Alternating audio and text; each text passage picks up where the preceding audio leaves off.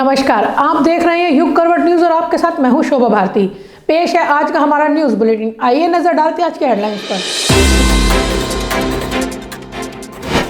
उम्मीदवार घोषित करने में कांग्रेस ने मारी बाजी, 50 महिलाओं समेत 125 उम्मीदवार घोषित। गाजियाबाद में कोरोना की स्थिति खतरनाक, 10,000 के करीब केस पहुंचे। और केंद्रीय मंत्री वीके सिंह ने लगवाई बूस्टर डोज। कांग्रेस ने उम्मीदवार घोषित करने में बढ़त बना ली है। दूसरे दल अभी तक मंथन ही कर रहे हैं। कांग्रेस ने 125 उम्मीदवार घोषित किए हैं, इनमें 50 महिलाएं शामिल हैं। यह घोषणा प्रियंका वाड्रा ने की। उत्तर प्रदेश विधानसभा चुनाव में कांग्रेस ने बढ़त बना ली है। कांग्रेस ने सबसे पहले अपने उम्मीदवारों की लिस्ट घोषित कर दी है। कांग्रेस महासचिव प्रियंका वाड्रा ने बताया कि पहली सूची में 125 उम्मीदवार हैं, इनमें 50 महिलाएं हैं। कालपी 220 में श्रीमती उमाकांति, ओरई 221 में श्रीमती उर्मिला सोनकर खाबरी, मानिकपुर 237 में श्रीमती रंजना बरातीलाल पांडे, रामपुर खास 244 में श्रीमती आराधना मिश्रा मोना जी, बाबागंज 245 में श्रीमती बीना रानी, फाफामऊ 254 में श्रीमती दुर्गेश पांडे, इलाहाबाद साउथ 263 में श्रीमती अल्पना निषाद, 264 में श्रीमती मंजू संत, दरियाबाद 270 में श्रीमती चित्रा वर्मा, हैदरगढ़ 272 में श्रीमती निर्मला चौधरी, गोंडा 296 में श्रीमती रमा कश्यप, डुमरियागंज 306 में श्रीमती कांति पांडे, हरैया 307 में श्रीमती लबोनी सिंह, खजनी 325 में श्रीमती रजनी देवी, रामपुर खरकना में श्रीमती शहला अरहारी 339, सागरी 345 में श्रीमती राणा खातून और मेहनगर 352 में श्रीमती निर्मला भारती। ये हमारी 50 महिलाएं हैं। प्रियंका गांधी ने कहा कि अपने हक के लिए लड़ने वालों के साथ कांग्रेस खड़ी हुई है। उनका दावा है कि संघर्षशील महिलाओं को ही टिकट दिया गया है। और मुझे बहुत खुशी और बहुत गर्व है कि ये सारी महिलाएं संघर्षशील हैं। कुछ आपने आप तो पहचानते भी होंगे, जैसे आराधना जी जो हमारी सीएलपी लीडर हैं, लुइस खुर्शीद जी जो कई बार चुनाव लड़ चुकी हैं। ऐसी महिलाएं हैं जो काफ़ी बार चुनाव भी लड़ चुकी हैं और ऐसी भी हैं जो पहली बार अपने संघर्ष के लिए, अपनी विचारधारा के लिए चुनाव लड़ रही हैं। इसमें ख़ास तौर से मैं आपको बताना चाहती हूँ कि हमारी उन्नाव की जो प्रत्याशी हैं, जो उन्नाव का बहुत बड़ा रेप का केस हुआ था, उनकी माता जी हैं आशा सिंह जी। वो चुनाव लड़ना चाहती हैं और हमने उनको मौका दिया है कि अपने संघर्ष को वो जारी रखें। कांग्रेस ने उन्नाव रेप पीड़िता की मां पत्रकार निदा खान को भी टिकट दिया है। नोएडा से पंखुड़ी पाठक को प्रत्याशी बनाया गया है। प्रियंका भाजपा पर लगातार हमले कर रही हैं। ब्यूरो रिपोर्ट, युग करवट। गाजियाबाद की 5 विधानसभा सीटों में से 3 पर कांग्रेस ने उम्मीदवार घोषित कर दिए हैं। गाजियाबाद से सुशांत गोयल, मुरादनगर से विजेंद्र यादव और लोनी से यामीन मलिक को टिकट दिया गया है। कांग्रेस उम्मीदवार उत्साह में है। विजेंद्र और सुशांत के घर जश्न का माहौल है। गाजियाबाद में विजेंद्र यादव और सुशांत गोयल के समर्थकों में खुशी का माहौल है। सुशांत गाजियाबाद से तो विजेंद्र मुरादनगर से कांग्रेस के उम्मीदवार घोषित किए गए हैं। सुशांत गोयल ने अपने पिता को याद करते हुए भाजपा पर विकास न करने का आरोप लगाया। सभी क्षेत्रवासी की जनता का बहुत बहुत आभार व्यक्त करता हूँ, जिन्होंने अपनी आवाज़ उठाई और वो आवाज़ प्रियंका दीदी के कान तक पहुँची और उन्होंने उस जनता के आवाज़ को समर्थन दिया और मुझे प्रियंका जी, धीरज भैया और संदीप सिंह जी ने टिकट दिया। और इस पे सबसे बड़ा जो श्रेय है वो मेरे पिताश्री को, मैं उनके चरणों में नमन करता हूँ। आज वो दुनिया में नहीं है, लेकिन आज जो भी मेरे को टिकट मिला है, जो भी सब कुछ हुआ, सब उन्हीं के कारण हुआ। और जिन मुद्दे जो मेरे पास होंगे क्षेत्र की जनता के लिए, वो बहुत से मुद्दे हैं।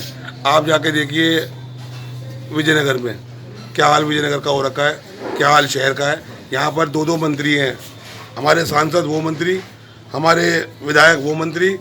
इसी क्षेत्र के, जिस क्षेत्र से मुझे टिकट मिला है, इसी क्षेत्र के विधायक मंत्री हैं, परंतु एक भी ऐसी अतिरिक्त योजना वो अपने मंत्री कार्यकाल में नहीं लेके आ पाएगा आज़ाद की जनता के लिए, जो उनको कुछ वो जनता के बीच में जाके बोल सके।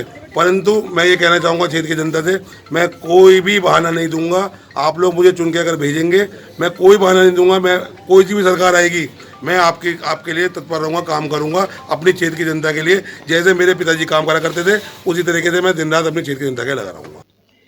विजेंद्र यादव कांग्रेस के जिलाध्यक्ष भी हैं। उन्होंने भी भाजपा पर विकास न करने की बात कही।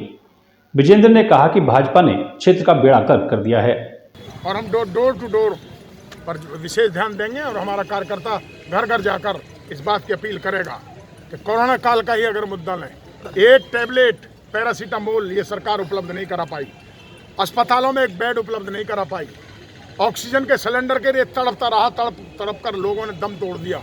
करोड़ों लोग इस महामारी के शिकार हुए, लेकिन सरकार हाथ पर हाथ धरे बैठी रही।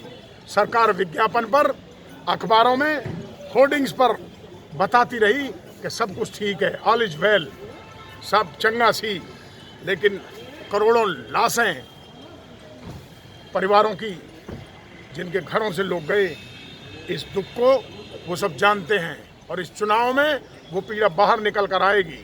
और निश्चित रूप से आदरणीय प्रियंका गांधी ने जिस तरह से कोरोना काल में लोगों की सेवा की, कांग्रेस पार्टी के लोगों ने सेवा की, लोग उसे मद्देनजर रखेंगे, ध्यान रखेंगे और कांग्रेस पार्टी को जिताएंगे। प्रियंका गांधी की अगुवाई में उत्तर प्रदेश में एक नया सवेरा होगा, एक नई सरकार का उदय होगा, जो सरकार प्रियंका गांधी की अगुवाई में बनेगी। कांग्रेस ने साहिबाबाद और मोदीनगर के टिकट घोषित नहीं किए हैं। यहां कार्यकर्ता अभी भी इंतजार कर रहे हैं। ब्यूरो रिपोर्ट, यूप करवट। गाजियाबाद में बूस्टर डोज लगाने का सिलसिला जारी है। केंद्रीय मंत्री वीके सिंह ने अपनी पत्नी के साथ बूस्टर डोज लगवाई। उन्होंने वैक्सीन लगा रहे स्टाफ का आभार भी जताया। केंद्रीय मंत्री और गाजियाबाद के सांसद रिटायर्ड जनरल वीके सिंह ने जिला संयुक्त अस्पताल पहुंचकर बूस्टर डोज लगवाई। जिला संयुक्त अस्पताल गाजियाबाद के सेक्टर 23 में है। उनके साथ उनकी पत्नी भारती सिंह भी थीं। भारती सिंह ने भी बूस्टर डोज ली। इस दौरान वीके सिंह ने फ्रंट लाइन वर्कर्स और अन्य लोगों से बूस्टर डोज लेने की अपील की। कभी है देखिए, ये एम ये है कि जो निर्देश है उसके लिए हम लोग पहले जनप्रतिनिधि आकर अपना कराएं ताकि बाकी लोगों को उससे प्रेरणा मिले। उस हिसाब से हमने कराया जी। और आशा है कि जो निर्देश सरकार ने दिए हैं और डॉक्टर्स ने दिए, उसके हिसाब से सब लोग जी। वीके सिंह ने कहा कि कोरोना संक्रमण का फैलाव बहुत अधिक हो रहा है। ऐसे में संक्रमण से बचाव के लिए जरूरी है कि मास्क और सोशल डिस्टेंस का सख्ती से पालन किया जाए ताकि संक्रमण के प्रसार को रोका जा सके। ओमिक्रॉन जो है इसका संक्रमण तेज हो रहा है, लेकिन डेल्टा वेरिएंट जो दूसरी वेव में आया था उसके मुकाबले में इसका कुछ अलग हो। और जैसा हमने देखा है कि ज्यादातर केसेस जल्दी ठीक भी हो रहे हैं, संक्रमण तेज है जी। और इसीलिए सबको हिदायत दी गई है कि भाई आप पूरा प्रोटोकॉल फॉलो करें। दिशा निर्देश का पालन करना जरूरी है जी। इससे आपका और आपके साथ जो मिलने वाले हैं उन सबका भला होगा। इस दौरान केंद्रीय मंत्री ने वैक्सीनेशन स्टाफ से भी वार्ता की और उनका आभार जताया। बता दें कि वर्तमान में फ्रंटलाइन वर्कर्स, चुनाव ड्यूटी में लगने वाले कर्मचारी और 60 वर्ष से ऊपर के लोगों को बूस्टर डोज लगाई जा रही है। ब्यूरो रिपोर्ट, यूप करवट। गाजियाबाद में चुनाव के लिए प्रशासन ने तैयारी कर ली है। यहां 17,000 से अधिक कर्मचारियों की ड्यूटी लगाई जाएगी। जोनल मजिस्ट्रेट और सेक्टर मजिस्ट्रेट चुनाव पर नजर रखेंगे। साहिबाबाद में सबसे अधिक कर्मचारी तैनात किए गए हैं।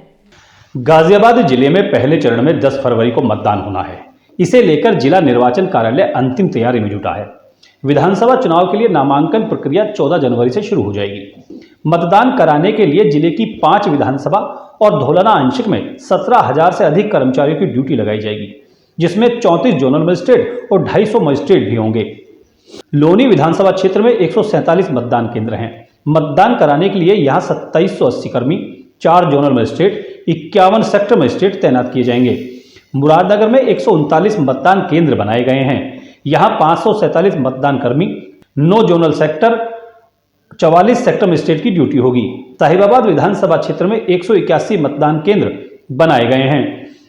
यहाँ मतदान के लिए 5790 कर्मचारी, 9 जोनल मजिस्ट्रेट और 70 सेक्टर मजिस्ट्रेट मिलाकर 5869 कर्मी होंगे। गाजियाबाद विधानसभा में 95 मतदान केंद्र होंगे। इन मतदान केंद्रों पर 2690 कर्मचारी, 4 जोनल मजिस्ट्रेट और 36 सेक्टर मजिस्ट्रेट होंगे। मोदीनगर विधानसभा में 129 मतदान केंद्र होंगे।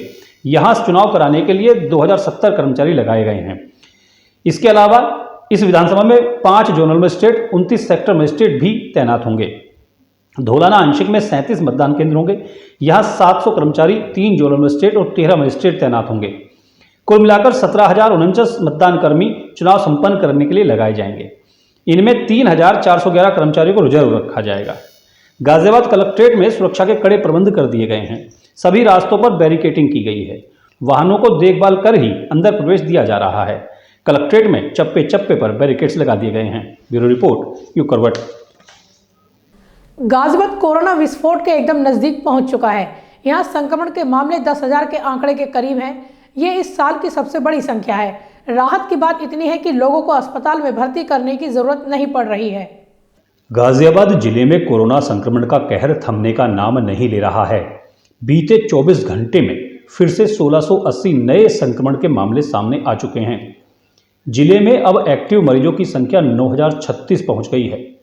1 जनवरी से अब तक जिले में संक्रमण के मामले 9,489 तक पहुंच गए हैं। औसतन जिले में 1,000 संक्रमण के मामले दर्ज किए जा रहे हैं। इतने ही मामले कोरोना की दूसरी लहर में अप्रैल-मई 2021 में दर्ज किए गए थे। अब फिर से तीसरी लहर में संक्रमण के मामले 1,000 से ऊपर आने लगे हैं। हालांकि इस बार हालात दूसरी लहर से बिल्कुल अलग हैं।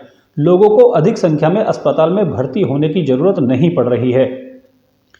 वर्तमान में महज 31 मरीज ही अस्पताल में भर्ती हैं, जो अन्य बीमारियों से भी ग्रस्त हैं। बाकी के मरीज होम आइसोलेशन में रहकर इलाज करा रहे हैं और ठीक भी हो रहे हैं। संक्रमण अभी भयानक स्थिति में नहीं है, लेकिन फिर भी स्वास्थ्य विभाग लगातार सावधानी बरतने की अपील कर रहा है ताकि संक्रमण के फैलाव को रोका जा सके।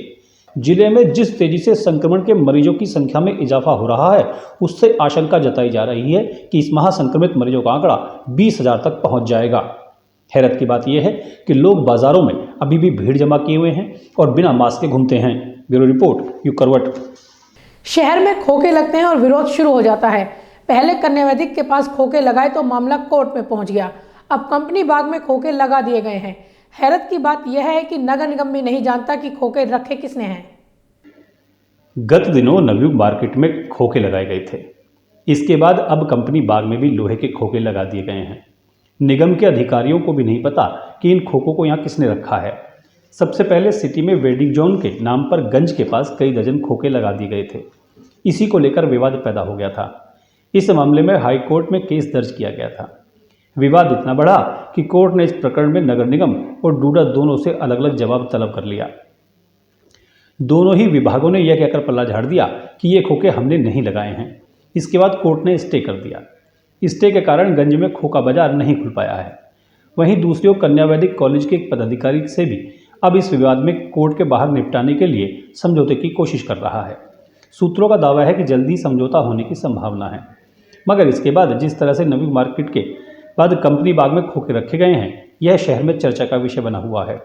इस मामले में निगम के एक अधिकारी ने नाम न छापने की शर्त पर बताया कि कंपनी बाग में खोखे रखे जाने की जानकारी किसी के पास नहीं है। ब्यूरो रिपोर्ट, यू करवट। चुनाव को लेकर पुलिस ने भी तैयारी शुरू कर दी है। अलग अलग जनपदों में फ्लैग मार्च किए जा रहे हैं। बुलंदशहर में एसएसपी और डीएम के नेतृत्व में फ्लैग मार्च निकाला गया। इसमें अर्धसैनिक बल भी शामिल रहा। विधानसभा चुनाव को दृष्टिगत रखते हुए मीडिया डोमिनेशन के लिए, लोगों में कॉन्फिडेंस पैदा करने के लिए जो हिस्ट्री टीचर्स हैं, दुराचारी हैं, चुनाव को गलत तरीके से प्रभावित करने की मंशा रखने वाले लोग हैं, इनको नियंत्रित रखने के उद्देश्य से आज 2 कंपनी बीएसएफ इस जनपद को प्राप्त हुई है और दोनों के द्वारा एरिया डोमिनेशन का प्रारंभ किया जा रहा है। मैं और जिलाधिकारी जी साथ साथ हैं। इसमें हम मुख्य रूप से उन हलकों को कवर करेंगे जो वल्नरेबल हैं, जो क्रिटिकल पोलिंग स्टेशन हैं, जितने प्रमुख दुराचारियों के आवास हैं वहाँ तक पुलिस जाएगी। साथ ही ऐसे लोग जो चिन्हित हैं, जो चुनाव को किसी न किसी रूप में प्रभावित करते रहे हैं, उनके यहाँ भी पुलिस टीम भ्रमण करेगी ताकि आम आदमी, कमजोर आदमी, सामान्य आदमी के मन में एक विश्वास पैदा हो और इस लोकतंत्र के महापर्व को हम बहुत निष्पक्ष और स्वतंत्र तरीके से संपन्न करा सकें। तो फिलहाल आज के लिए इतना ही। गाजियाबाद और आसपास की खबरों के लिए देखते रहिए युग करवट और विस्तार से खबरों को जानने के लिए पढ़िए युग करवट न्यूज़पेपर। सब्सक्राइब कीजिए युग करवट। नमस्कार।